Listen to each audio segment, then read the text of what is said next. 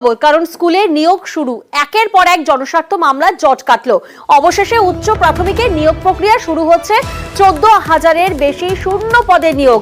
গতকালই মেধা তালিকা প্রকাশ করে এসএসসি, অর্থাৎ 2-1 দিনের মধ্যেই শুরু হবে কাউন্সেলিং।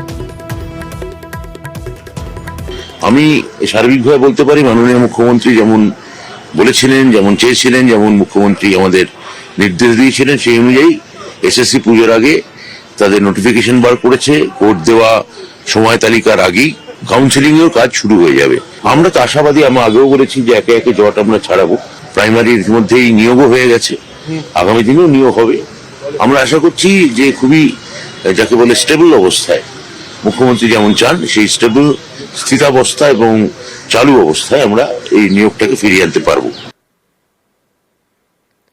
পাশাপাশি বদলি নিয়ে এসএসসির সিদ্ধান্তই চূড়ান্ত, বদলি মামলায় জানালো সুপ্রিম কোর্ট।